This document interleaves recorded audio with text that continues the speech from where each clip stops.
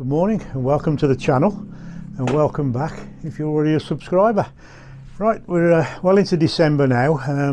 Opportunities to get out on the bike less than they are in the summer, obviously, with the greasy roads and the wet and the rain and possibly snow, who knows. Anyway, so this is sort of winter from now onwards, now through to about March. I try and do as much maintenance as I can on the bike. Now a few weeks ago, when I was giving the bike a clean after I'd been out, I did notice that I'm getting a bit of a lip on the front brake disc. The rear seems fine, front I'm getting a bit of a lip.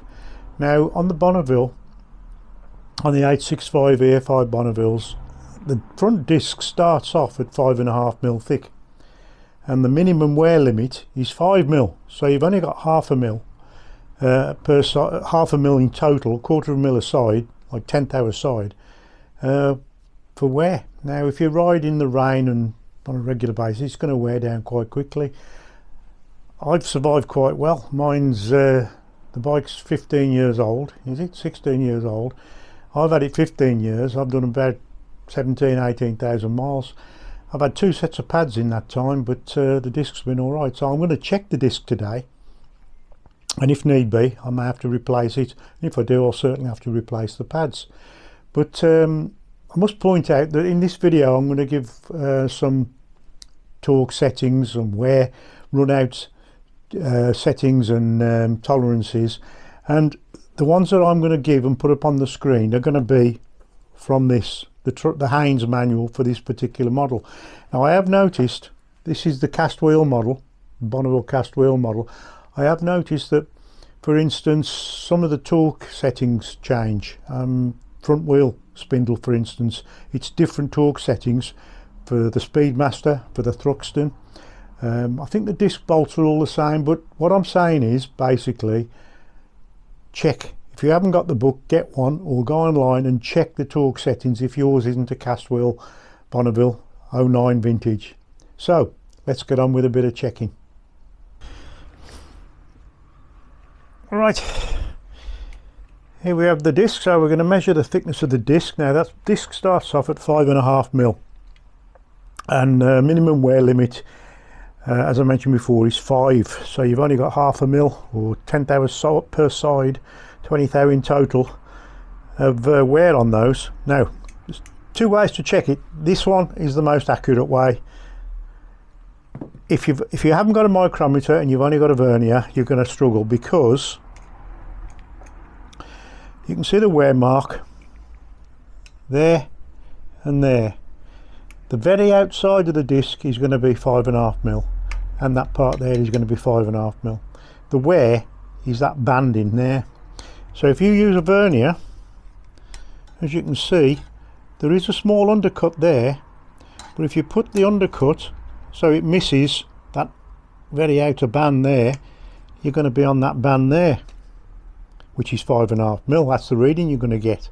If you pull it off that, you're going to miss the undercut, and you're going to be measuring the outer band. So you could put 2 rollers, two dowels on there, measure across the dowels, so they're touching the disc, measure across the dowels, take the reading, write it down, take the dowels out, take the thickness of the 2 dowels away from the reading you got, and you'll get that. But as I say, that is the most accurate way. So let's see what we've got here. There we go. 5.08. 5.08. So we're 0.08 above bottom limit, which is 08 3,000. So that's going to need changing.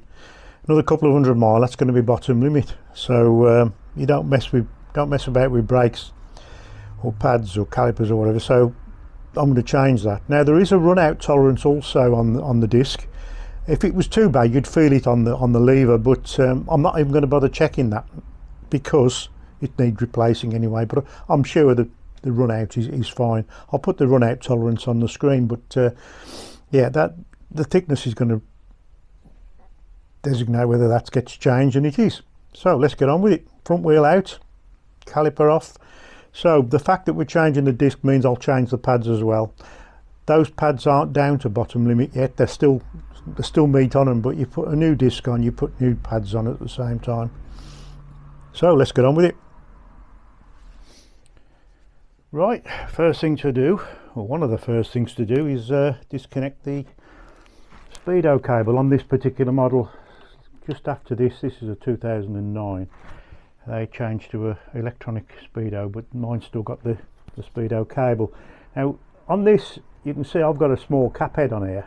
I had to change it. The original screw in here, and on all the other bikes, is a countersunk machine screw, but it's been over tightened at some point and it's cracked the plastic housing there, so each time you put the countersink in, it opens that crack out. So what I've done is just put a cap head on with a better washer to try and prevent it coming apart altogether. Now the other thing I'm going to do is a little bit of Gorilla Tape. Let's open this up, put that there for a minute. That cable should just come out now. What I'm going to do is just put the tape over there, just to stop the inner cable dropping out completely, which it is prone to do. So that's the cable disconnected. Right, now for removing the front wheel. As you can see, I've got the machine on the paddock stand at the back. If you've got a centre stand, use it, but I'm then going to jack the front up and get the wheel off the ground with the stand there. But there's a couple of bolts I want to undo prior to jacking it up. It will be a bit more stable. The two caliper mounting bolts there and the main spindle nut. So before I jack it up, I'll get those slackened off. So these are a 12mm. Just crack that off a little bit. Just makes it easier while it's more stable. That's those. Then the main spindle nut is 24, and it's also 19 on the other side. So let's crack that off now.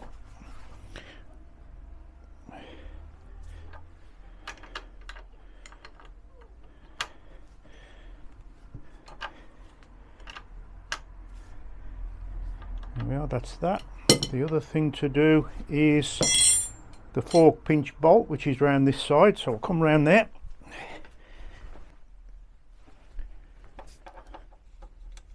I'll just get that, slacken that off. Right, that's that done. So now we can jack it up and withdraw the spindle. Right, so now we can remove the caliper mounting bolts.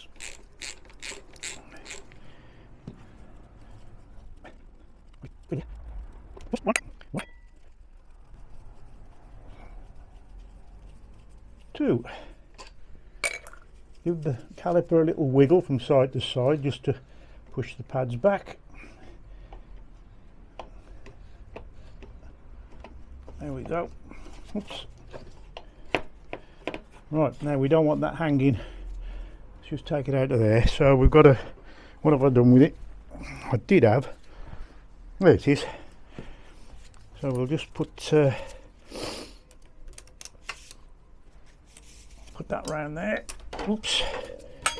We don't want this hanging on the, so we'll just put that on there, put that round there. Oops. Not doing a very good job of this, am I? So we don't want it hanging on its so we'll just put that up there out of the way. There we go. So that's not putting any pressure on. Now we can get the wheel out. So as you can see here, I've put a couple of blocks of wood under here just to, the machine's jacked up, wheels off the ground, just to support the weight of the wheel as it drops out. Because so 19mm on the back of here. Oops.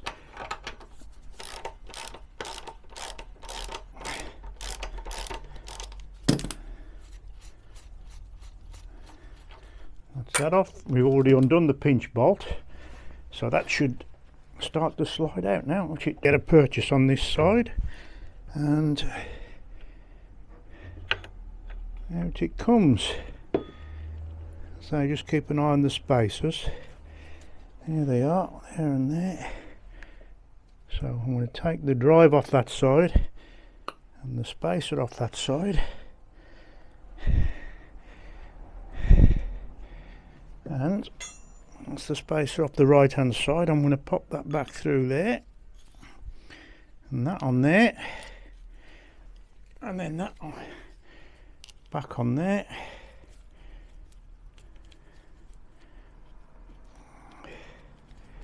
There we are. That's it, we're not going to lose anything now. So there's the wheel.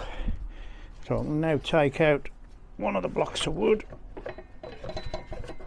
There we go, and out it comes. So wheel out.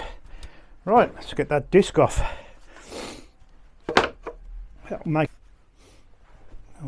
you can see what I've done here is, this is the right, as you're sitting on the machine, this is the right hand side with the speedo drive and everything in there. I'll put some cloth in there and some tape over it. Gorilla Tape, fantastic product. Not sponsored in any way, but they are a great product.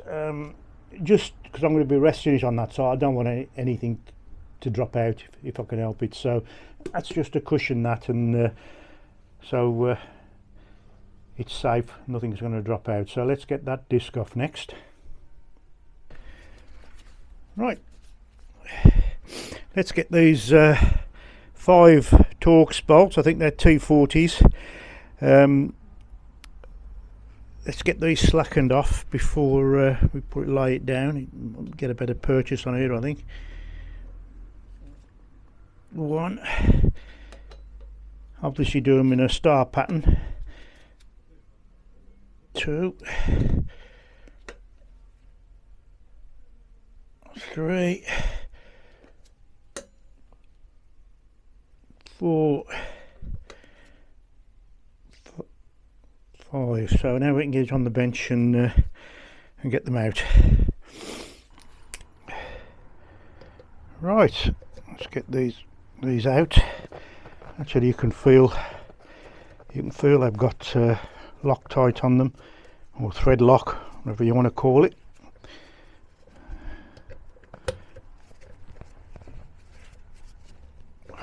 Better off with the ratchet, I think.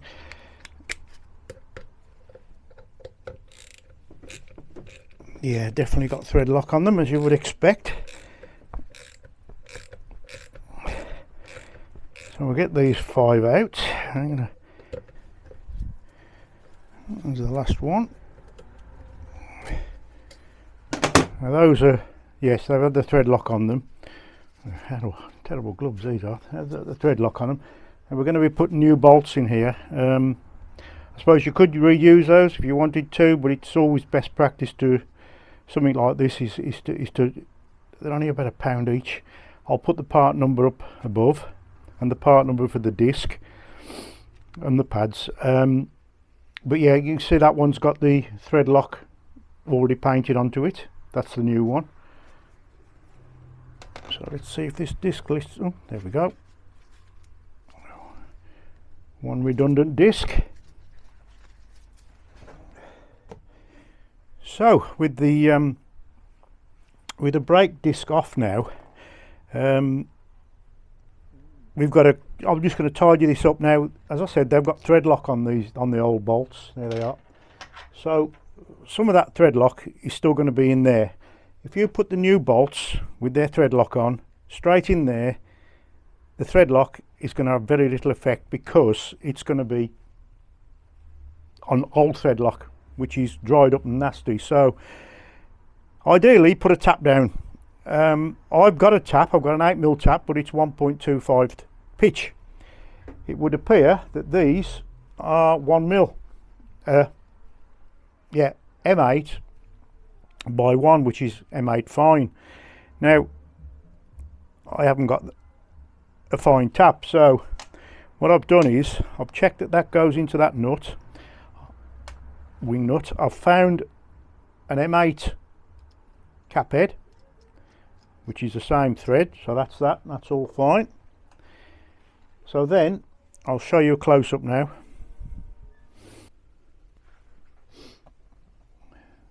As you can see, this is a M8 by 1mm thread bolt, cap head bolt, and all I've done is got it on the offhand grinder or the bench grinder and ground 3 flutes down it.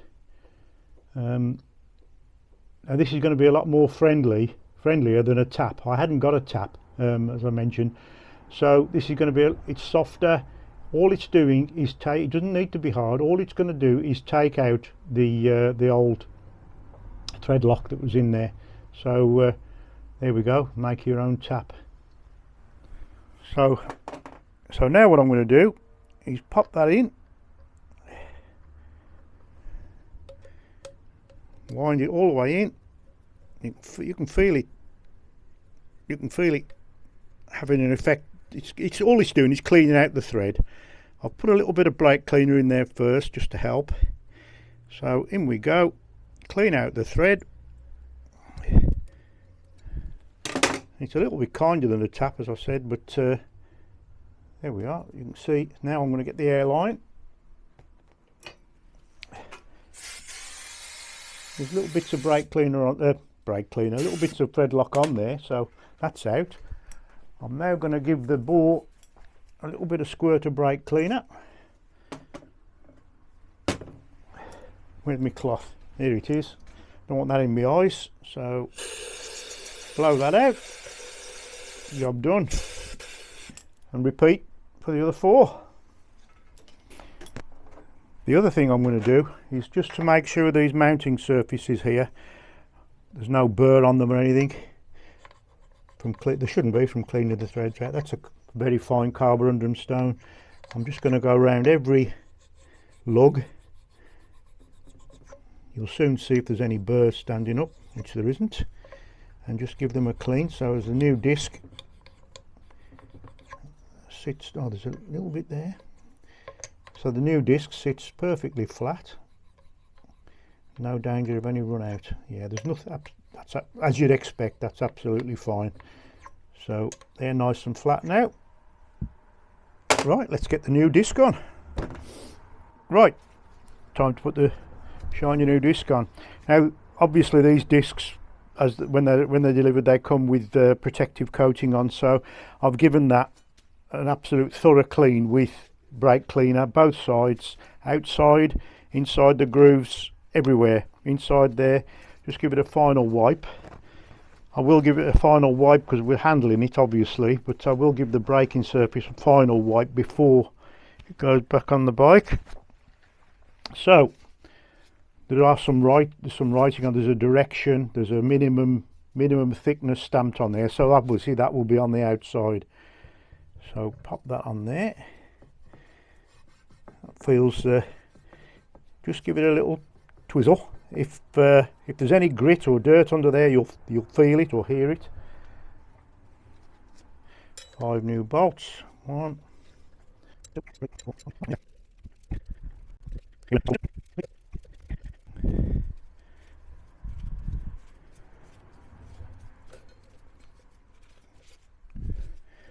Right, let's just give them a nip. 1, 2, 3, 4, 5. Now we'll torque them up. Now the torque setting for these is 22 on my particular model. As I said before, whatever you do, check yours. I'm sure these will be the same. There's my torque wrench already set at 22. Pop that on. Put that one at 12 o'clock. Start at 12 o'clock. I'm just going to tighten them up a little bit more each one, so they're all being tightened evenly.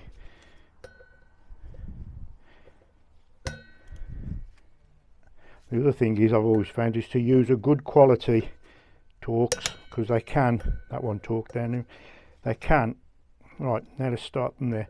If you use cheap torques, they can destroy the heads, and you'll have a hell of a game getting them back out. Right, one,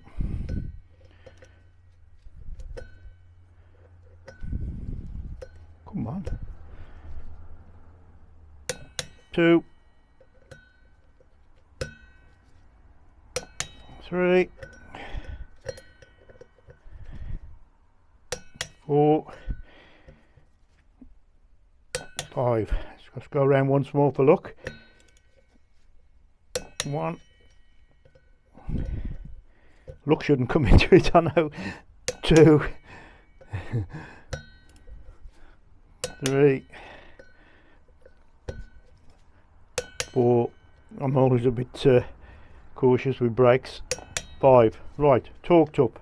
As I say, I will give that a final clean before. I'm going to put the front wheel back in now. I'm not going to bore you with that. It's just basically a reverse procedure of the of getting it out. So we'll get the wheel back in now, and then we'll film, do a bit of filming, changing the pads, because new disc, new pads, job done.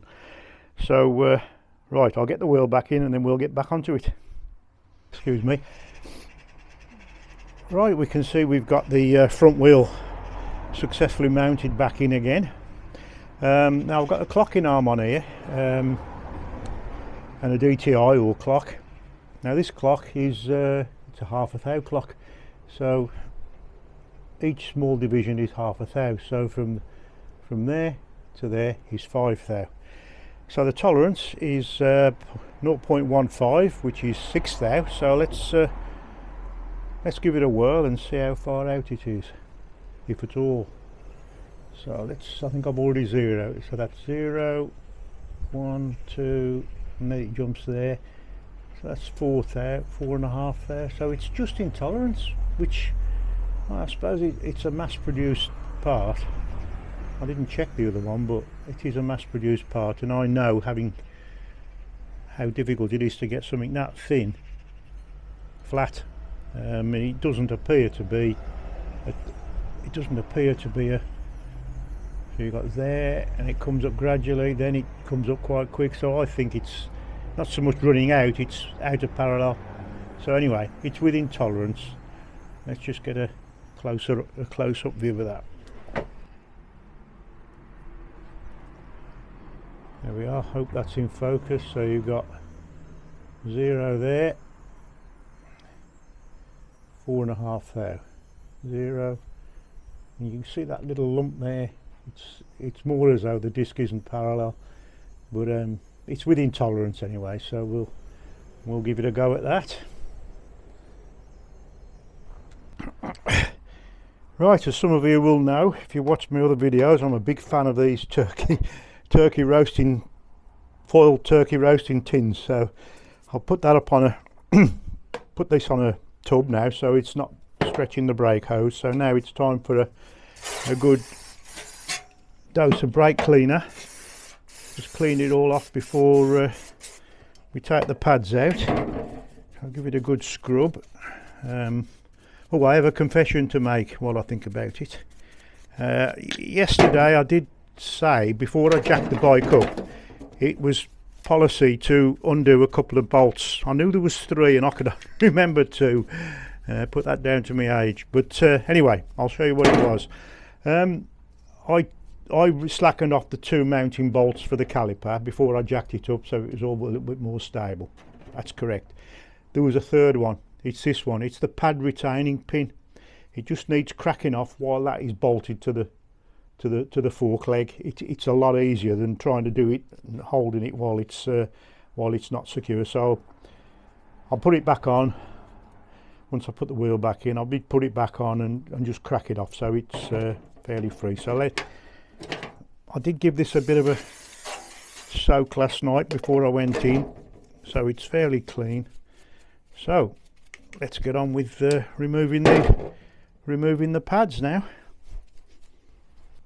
Right, before we take the pads out and push the pistons back to get the new pads in, as you can see, I've taken the fluid reservoir cap off, just kept it there, covered the tank over, wrapped some rag round there just in case it, as we push the pistons back, it overflows. It shouldn't, but you never know. So we have that slackened off, so that's just a plain slotted screw. This is actually a cap that holds, that's just a little cap, you see. And inside is the retaining pin for the pads. So that is a 5mm. Luckily I slackened these as I've already confessed to, slacken them off. Now sometimes it's difficult to get an angle here. This retaining plate pops out, so just be careful of that. So that should come right out. Difficult to get a proper angle on this, but it's pretty self-explanatory once you get into it, as they say. So that should be, and that pin should just pull out. Yes, you see that's going to need cleaning up. It's not too bad. Pop that in there. Then the pads will drop out. There we go. 2 old pads. The spring has stayed in place. So oh, I forgot to put my gloves on again, look. Never mind. Right, so old pads out. We haven't had a good clean. This spring clip in this instance has stayed in place, so gently push the pistons back. There we go. Just keep an eye on the fluid in case it overflows, but it's all right. Not coming up towards the top. So press the other one back. They should go back under finger pressure, especially with the cap off there. That's fine. Make sure everything's clean, which it is. Now the pads I'm going to use, I've already put a bit of copper grease on the back, as you can see. Copper slip.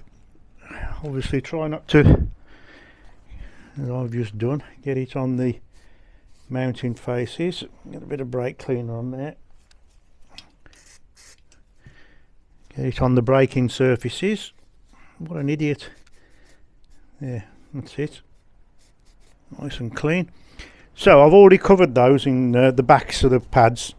I've cleaned the pin. I'll put a bit of copper grease on that now as well. I've cleaned the pin. Just a little bit of very fine wire wool. Coat that in copper, not too much. Not getting enough on there. There we are. Bit of copper grease on the pin. We'll keep that there handy.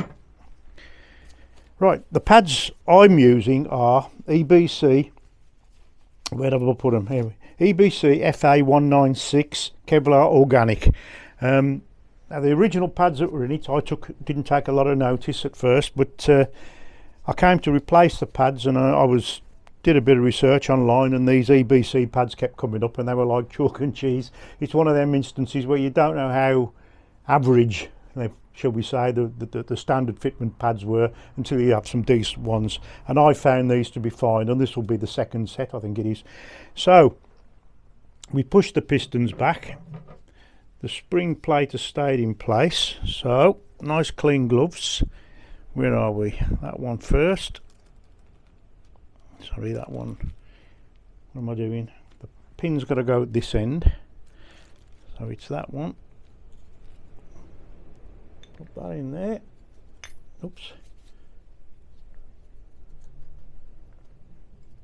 Goes in that. You can see there we go. That's in there. So what I'm going to do now is just pop the pin in. Careful not to get. Just going to pop the pin in there to hold it in place. Push that back. Remember not to get any. And then pop the other one in.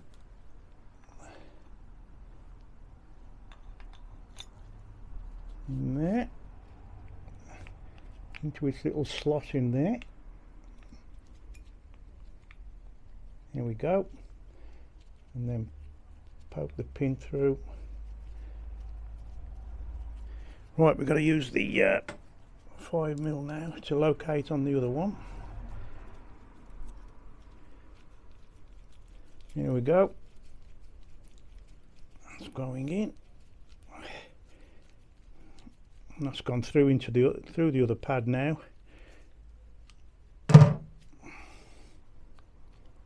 we go. It's in its slot. That one's in its slot. Right. We're ready to remount the caliper. Let's just pop. I'll finally tighten the pin, the pad retaining pin, obviously when it's on there.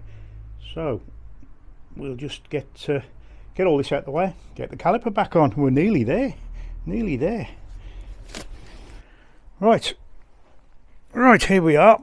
We've got this suspended on there, so I'll give the disc a final wipe with brake cleaner to make sure there's nothing nasty on there. I'll put a little dab of copper slip called copper grease on the pad retaining, sorry, the mounting bolts.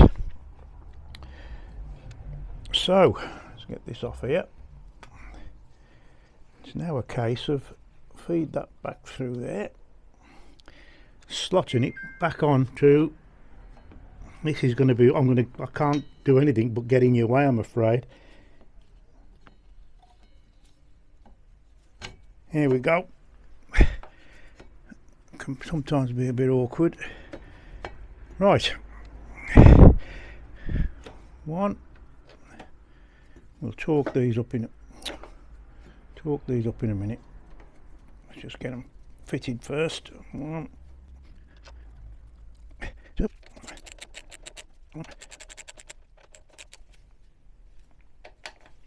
Two.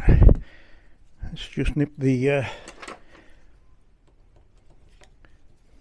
now this is the pad retaining pin. This needs torquing up as well. Get that the right way around. Right, I'll get the torque wrench out now and we'll torque those up. Right, 18 Newton meters for the pad retaining pin. 10 for 18, that's correct. So click. Now we'll put the retaining pin cap back in, if I can do it with these stupid gloves on without losing it. There we are. That's just a normal, as I said before, that's just a normal crosshead. Take that out, put that in. This is just to stop the it's like a lock nut, if you like, or a lock stud. There isn't a torque setting for this, so I'm just going to use my discretion, shall we say. There, my discretion has been used. Now the where are we? There we are. Mounting bolts. They've got to be, let's have a look. 20 caliper mounting bolts 28, so 10, 20, 28. Right.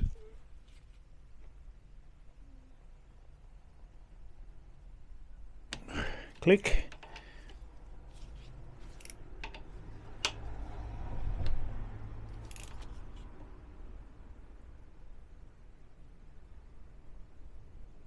Oh, click.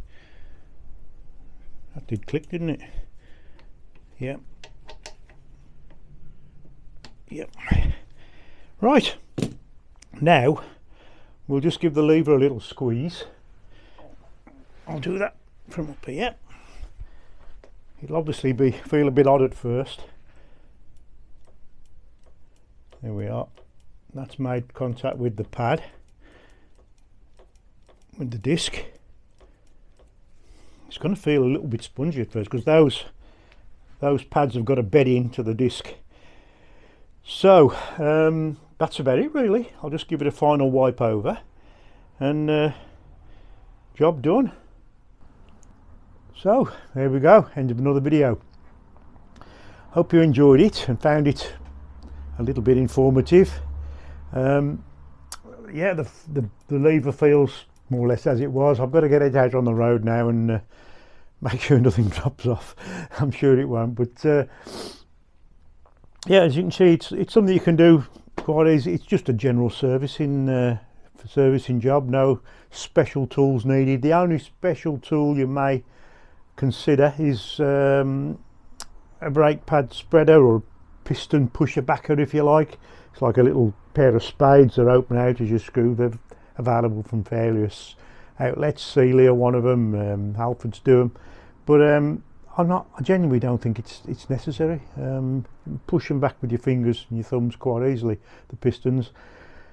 So, as I say, another little job done. If you did find it informative, there are other videos on my channel. There's various videos on chain adjustment, chain lube, other jobs I've done on this particular machine, and will continue to do. I've no doubt. I've no reason to get rid of it. So there's another video about all the mods I've done over the years. So just have a look back through the channel content, and you'll find plenty of informative, I hope, videos on this particular bike.